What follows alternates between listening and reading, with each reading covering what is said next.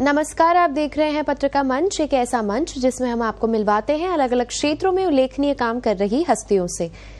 आज पत्रिका मंच में हम आपको मिलवाने जा रहे हैं जाने माने लेखक मार्टिन गुडमैन से। गुडमैन के बारे में हम आपको बता दें कि गुडमैन की लिखी किताब क्लाइंट अर्थ को 2018 में business book of the year का अवार्ड मिल चुका है। उनकी ये किताब यूरोप के एडवोकेट के ग्रुप पर लिखी गई है। ये पर्यावरण की शरण से हो रहे नुकसान के खिलाफ काम कर रहे हैं। गुडमैन पिछले दिनों जयपुर में हुए लिटरेचर फेस्टिवल में भाग लेने आए हुए थे। इस दौरान उन्होंने पत्रिका कार्यालय भी विजिट की। आपको बता दें कि पत्रिका टीवी के लिए गुडमैन ने खास तौर पर एक साक्षात्कार दिया और इस साक्षात्कार के दौरान उन्होंने न केवल अपनी किताब के बारे में चर्चा की बल्कि राजस्थान के विभिन्न क्षेत्रों में पर्यावरण संरक्षण की दिशा में किए जा रहे विभिन्न प्रयासों पर भी खुलकर अपने विचार रखे। गुडमैन ने बताया कि उन्होंने किस प्रकार राजस्थान के जैसलमेर और सम के धोरों में भ्रमण कर गोडावन संरक्षण के लिए किए जा रहे नवाचारों की जानकारी ली और विश्नोई समाज किस प्रकार वन्यजीव संरक्षण के लिए काम कर रहा है इसके बारे में भी विस्तार से जाना। आपको ये भी बता दें कि मार्टिन गुडमैन से पत्रिका टीवी के लिए खास तौर पर बात की देश के जाने माने पर्यावरणविद और पक्षी विशेषज्ञ हर्षवर्धन जी ने। हर्षवर्धन जी हर साल मानसागर की पाल पर बर्ड फेयर आयोजित कर रहे हैं। इस बार भी 6 और 7 फरवरी को बर्ड फेयर आयोजित किया गया था। इस बार आयोजित किया गया बर्ड फेयर गोडावन को समर्पित रहा। तो चलिए सीधा रुख करते हैं पक्षी विशेषज्ञ हर्षवर्धन और लेखक मार्टिन गुडमैन के मध्य हुई बातचीत की ओर। It's great pleasure having here with us in Patrika TV today Martin Goodman from Britain. He is a wonderful person, not first time to India, but first time to Jaipur Literature Festival, and hence what a discovery we have had with this person of incredible strength. Martin, how are you feeling? I'm feeling well. It's been an engaging time. I was invited into the Jaipur Literature Festival just over sort of 17 days ago now, and that was a very engaging time, just presenting my book Client Earth to the festival, which is a book here about environmental lawyers who are working to save the planet and all the community of people like philanthropists and activists who are working with them. So that was very good and engaging with the minds and the people at the festival.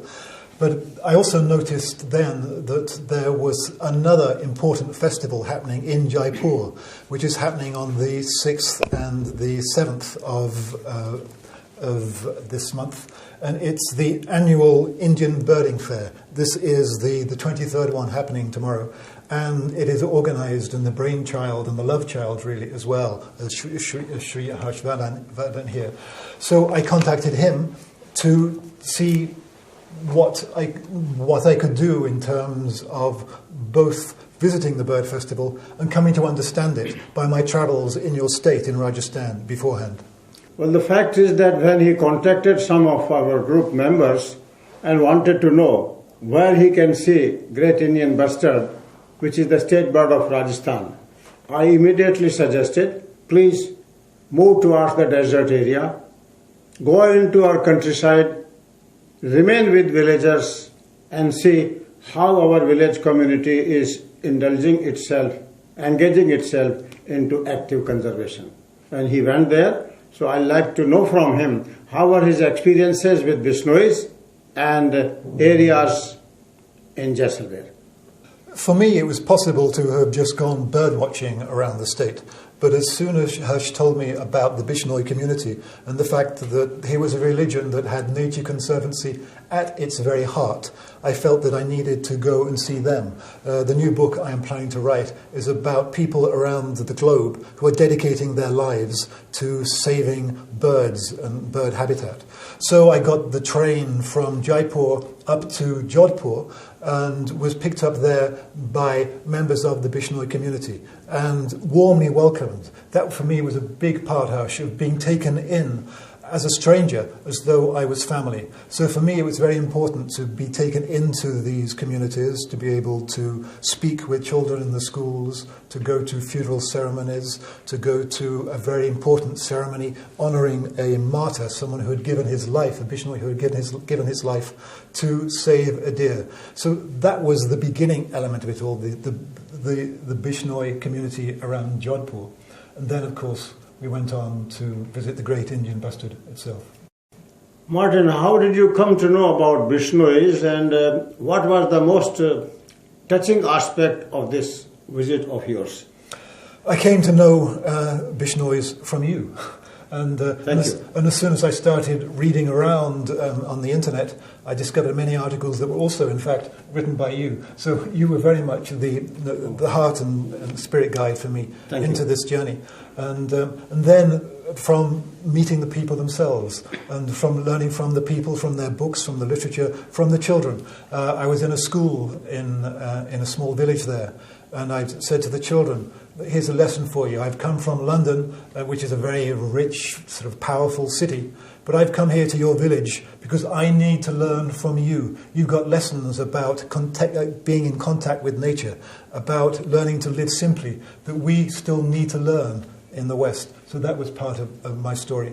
So that was inspiring to me. And then, of course, it was seeing how people are giving their lives. The story of the 18th century story of the 368, I think, people know, women, men, children, who gave their lives so that trees would not be cut down. They were clutching onto trees at Kejuli because they were going to be chopped down to make lime for Maharaja's palace.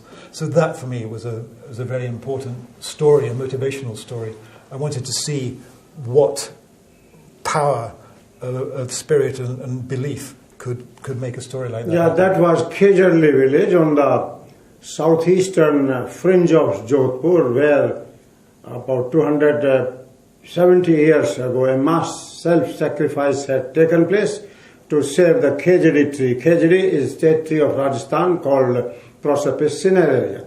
But I believe you had been to a village where there was a ceremony, annual ceremony for a man who had given away his life to save Chinkara, Indian gazelle. How about that? That's true. It was again a very powerful invitation into the heart of a community. Here was a man who, back in 2014, aged only 28, decided to hold on to a deer to stop its life being taken, and his life then was taken. So he is one in a whole chain of martyrs who said his life is not more important than an animal's life, that they are equal. He's happy to sacrifice his life.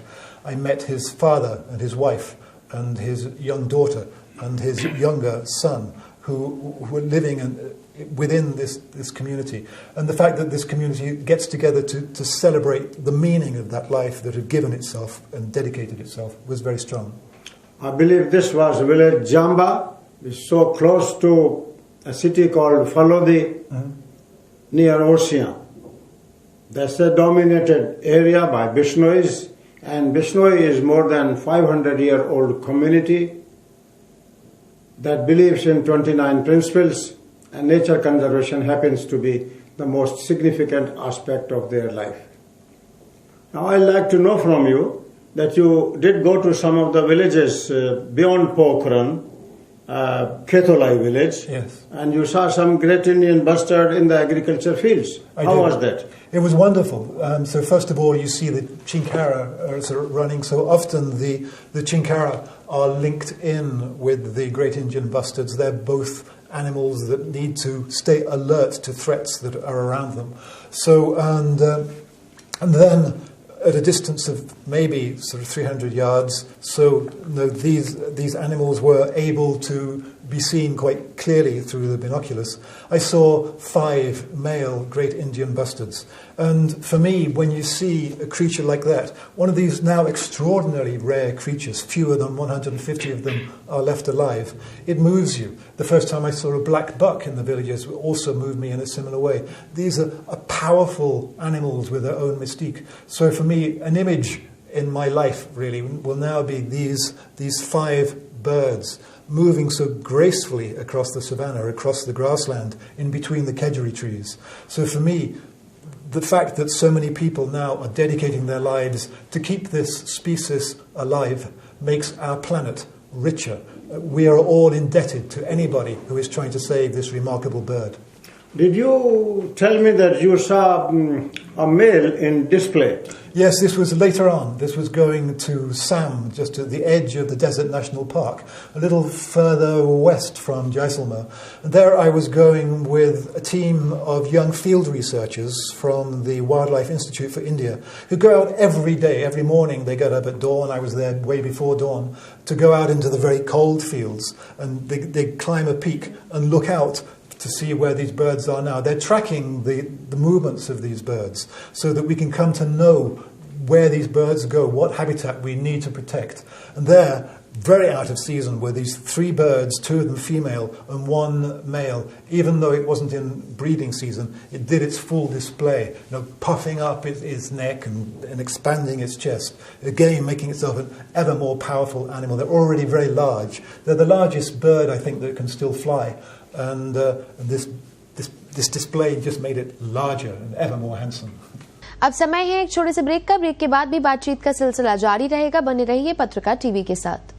Break के बाद आपका स्वागत है। आप देख रहे हैं पत्रिका टीवी का खास कार्यक्रम पत्रिका मंच, जिसमें आज हम आपको मिलवा रहे हैं लेखक मार्टिन गुडमैन से। इस मुलाकात में मार्टिन गुडमैन ने बताया कि जब वे कनेरी आइलैंड में थे, जो कि स्पेन का एक आइलैंड है, वहां मुखियन बस्टर्ड के हैबिटेट को बचाने के लिए काम कर रहे थे। उन्होंने देखकर मार्टिन की रुचि भी बस्टर्ड के प्रति जागृत हुई और वे राजस्थान आ पहुंचे, जहां उन्होंने जैसलमेर में ग्रेट इंडियन बस्टर्ड को देखा। इस मुलाकात के दौरान मार्टिन ने राजस्थान पत्रिका के पर्यावरण संरक्षण को लेकर किए जा रहे काम की सराहना की। उन्होंने कहा कि पत्रिका की खबरें पढ़ी हैं, अच्छा लगता है जब एक लीडिंग ऑर्गेनाइजेशन इस प्रकार के काम में सहयोग देती है। और क्या कुछ कहा मार्टिन गुडमैन ने, ये दिखाते हैं आपको इस खास मुलाकात में। Looks like that you're a very happy person, having seen the ex situ breeding facilities at some, as have been developed by Department of Forest in association with Wildlife Institute of India, inviting experts from Abu Dhabi-based Hobara Conservation Institute. How are your experiences there?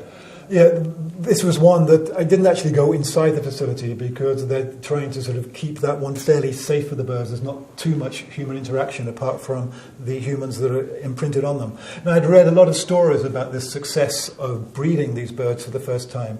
But then talking to the scientists, I managed to learn the reason for doing it. The reason is that there are so few of these birds alive and so many dangers in the habitat. One of the biggest dangers are the power cables, the high tension lines. These birds are very heavy, so they don't fly very high. They have peripheral vision. They look out to the side looking for threats, but they can't see forward very well. So they often fly into the wires. Sometimes something up between 15 and 18 birds every year are killed in this way. So that's 10% of the population. So they're establishing this breeding colony by taking eggs out of the wild and then building them inside in this facility. There are wonderful pictures in this magazine about this, so that this buys time. We can actually sort out our habitat, make it habitat that these birds can live in safely.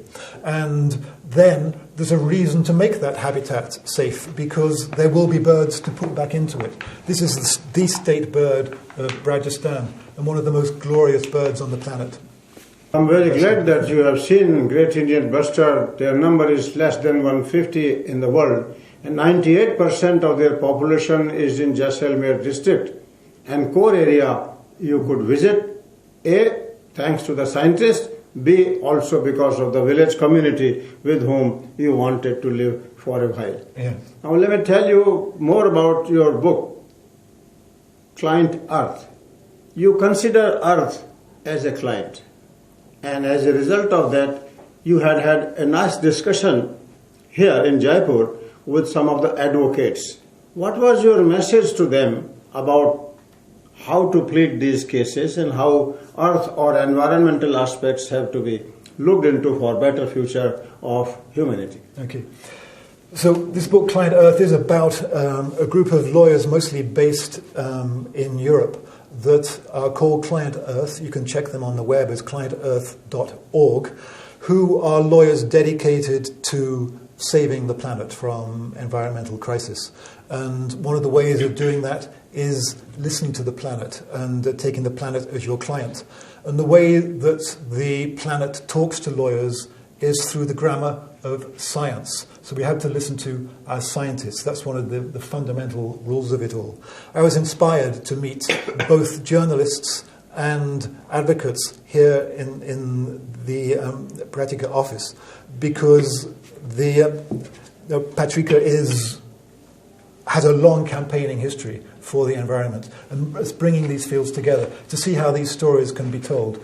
And what are the messages? Well, first of all, it's finding out the laws that can be implemented. I'm saying things like Planet Earth is a bit of a David and Goliath story, because often there are these corporations, these incumbents, that are causing the damage to the planet, and a single lawyer can seem like the David figure. But the David in that David and Goliath story won because he had the catapult, he had this thing that could win. And lawyers then can win if they have the right law. And they were telling me, yes, we have a lot of the right laws, good laws in India, but the difficulty is in implementing them and enforcing them and getting those regulations that come through the courts home. So we were speaking through ways that can be done. And in terms of telling the story, recognizing that all of these stories have human impacts and that you can find a human angle in which to relate the story.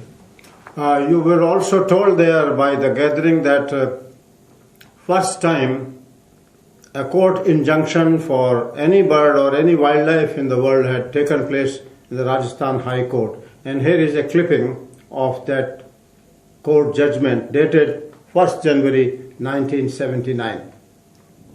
And this was all led by Rajasthan Patrika, the most prominent daily of India, which is published at a number of places all over these states. And when you talk to them, did you find that there is some substance of these lawyers and journalists getting together to form a forum or a platform in order to develop a better understanding for environmental legislation? Yes, absolutely. I mean, one of the things about that thing saying Patrika was at the front of it was at the front teamed up with activists, and one of the lead activists in that issue, of course, was yourself. And I think that for me was another powerful story of somebody leading an action to stop an Arabian royal hunting party coming in to slaughter the great Indian bustard.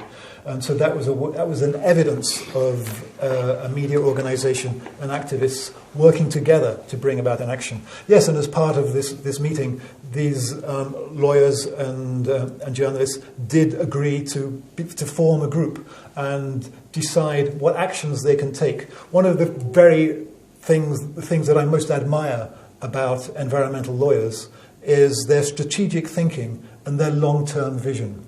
So they might, for example, recognize that we need to address climate change, we need to address air pollution and improve air quality in Jaipur. So that can be a decision that will be out there 6 years away, and you have to take this step, this step, this step, this step, this step, this step in order to get there. There's strategic planning that goes on.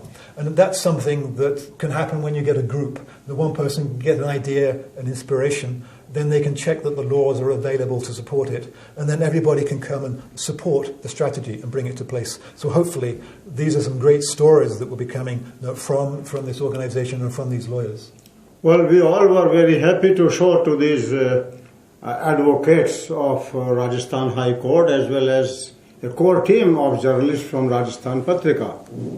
A front page from Rajasthan Patrika dated 1st January 1979, which spoke about Arab sheikhs coming to Rajasthan, desert, Thar, and doing falconry, and how Patrika highlighted that case. We are trying to show you by way of that clipping, which has been carried into the publication of the 23rd Indian Birding Fair, which took place during February here.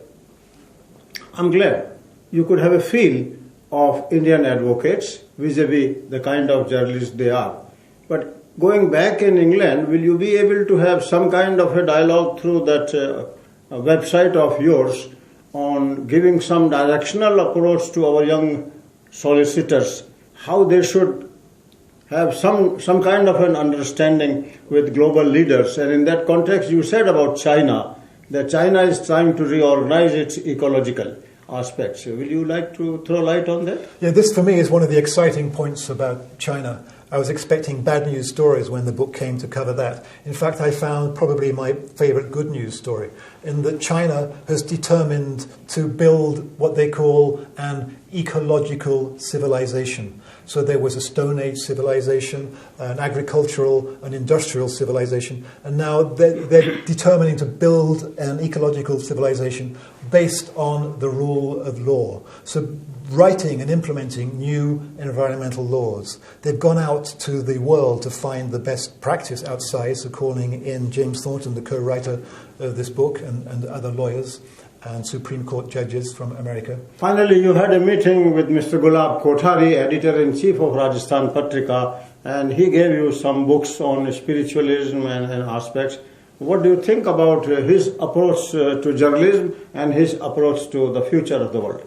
I was seeing a man who clearly sort of writes from the heart, and as a writer you recognize the people that are speaking and writing very sincerely.